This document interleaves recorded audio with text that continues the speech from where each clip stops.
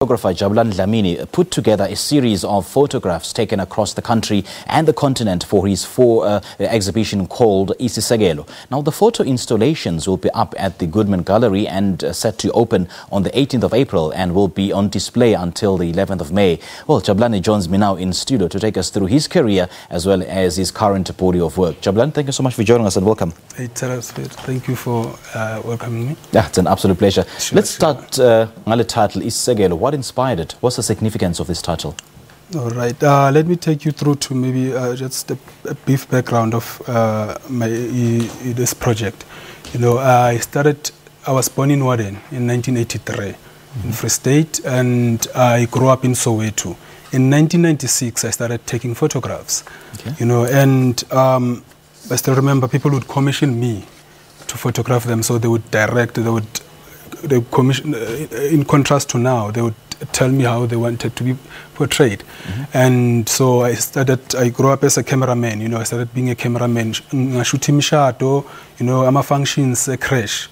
And yeah, that's how I started. But in 1996 is interesting to me because of it was a year of when foundation Ikirayam was laid, and also if we remember, that's when Rainbow Nation, so-called Rainbow Nation foundation was set, and that's when a constitution a country was signed, and that's also when TRC and was implemented, and in a way in that.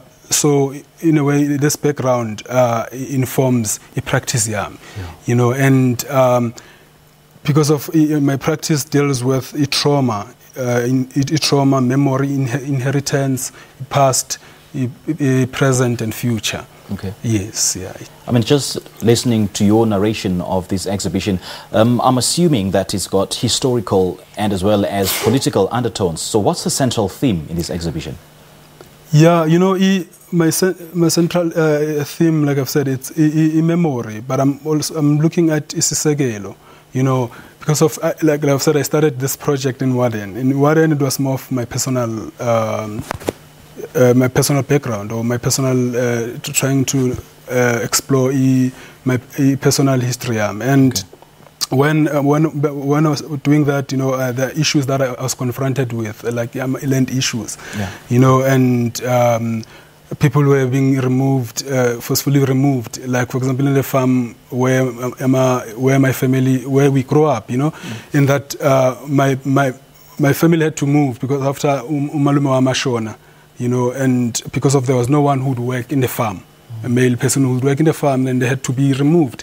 So now, going back to revisiting Warden and Manya in the rural area where Lapinkulele Kona couldn't get access because of now they're removed. So I wanted to revisit symmetry, like and also. So because of this project takes settings in four different places. Like I've said, Warden, Soweto, Cape Town, Reunion Island. You know, Reunion Island, it's more of the history of slaves, the trauma that comes with slavery. Right. And Cape Town, it's more looking at these monuments because of they set a foundation here too, as what to remember.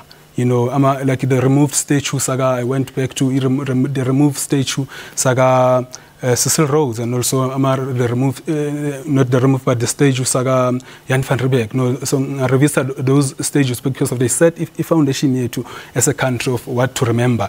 And the Soweto, it's more of looking, a photograph is Zindlu, you know, that were built in during Scarce Apartheid, especially Piri, you know, and as an archive of the past. You know, and as an archive of the past and relating to the future. Okay. Yeah. I mean, your body of work sort of unpacks the subjective relationship that we have with space, and we often ask the question, what then happens when tensions are hidden in plain sight? Take us through that. Yeah. You know, so in this project, like I've said, it questions Isisekelo Setu, because of when Umawiya Piri, you know, those houses were built during Iskatsa Apartheid, and people are staying in the same houses, and they serve as these monuments. You know, I've used Indlu Mandela as a base for into argument. I mean, Indlu Mandela is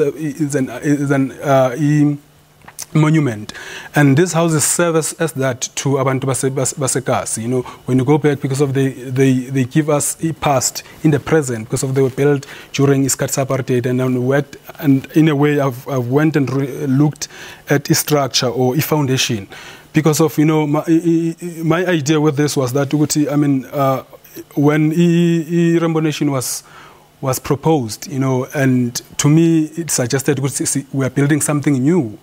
But it questions then how when we're using a foundation of the past or of apartheid, you know, because of those houses were built in there, and they still, even though Aban Bazam, I know when you look at the photographs, you know, I've played with, I like how people are playing with color, but that doesn't change the concept why these houses were built.